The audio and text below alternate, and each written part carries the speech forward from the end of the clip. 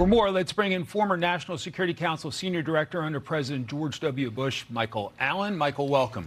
Thank you so much for having me. So, from the Wall Street Journal, Trump is losing patience over an Iran war with no clear end in sight. Texas Republican Congressman Michael McCaul saying, quote, I believe he thinks he gave peace a chance. He's going back to Plan A, which is the military option.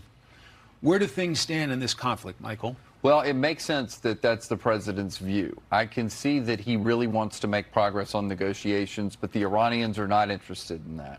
So that's why I think he's considering this go very big military option campaign. He could do one of two things or achieve one of two things. One, it could condition the hard cases inside of Iran, the Islamic Revolutionary Guard Corps who are making all the shots. If he hits the right economic targets, the ones they care about. I agree they don't care about their people, but they care about their own income, and that's often wrapped up in oil and gas, engineering and construction. If he can hit those, maybe he gets them to come to the table in a better way. Or maybe this is also to facilitate this arrangement where we're going to guide ships through the straits.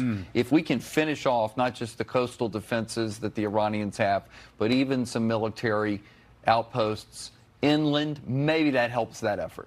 President Trump issuing this warning, please let this statement serve to represent until further notice that from this point forth, any and all damages done to ships, cargo, or anything related thereto will be paid for by Iranian money that the United States has in its possession and controls.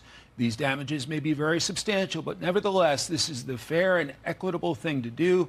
Thank you for your attention to this matter, President Donald J. Trump. What's your analysis, Michael? Well, I'm glad he's doing that. I think he's trying to up the ante on the Iranians to let them know that there's no easy way through this. He's going to up the pressure on them at every possibility, every possible moment. And so I think that's what he's trying to do here. He's saying this is not a cost-free exercise for the Iranians to try and annihilate ships as they go through the straits. They're going to have to pay for this, and we can make them pay through frozen Iranian assets that have been frozen in banks for some time. There's been a lot of talk about a potential civilian nuclear deal for the Saudis. I want to play a clip from Stephen Miller from the White House, and I'll get your analysis. Great. The president's making clear he's developed a close relationship, a close partnership with the Kingdom of Saudi Arabia to advance our shared security interests. But he's very clear in order to take the relationship to this next dimension with civilian nuclear energy, there are certain conditions that have to be met. What would be the impact across the Middle East if the Saudis were to join the Abraham Accords?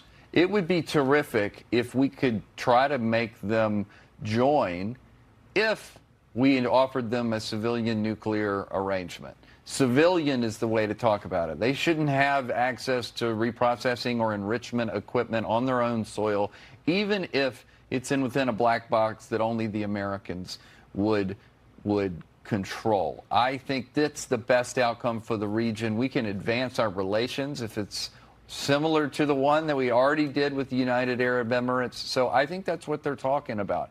I think that these things need to happen and be linked to normalization between Israel and Saudi Arabia. That's the Abraham Accords. That's the big enchilada that President Trump wants to further. He wants to be the peacemaker, and this is the big one that's still out there. The Atlantic is not happy, calling it the art of the giveaway, giving Saudi Arabia exactly what it wants for what? Do you have concerns if there's not that condition in there about joining the Abraham Accords? I mean, I do. I mean, I don't know that you should be doing this for nonproliferation reasons first and foremost. Like, we don't need enrichment and reprocessing technology going to anyone in that region, even if we don't think they're going to develop a nuclear weapon, because that sort of complicates our efforts with the Iranians to say, you shouldn't have it either.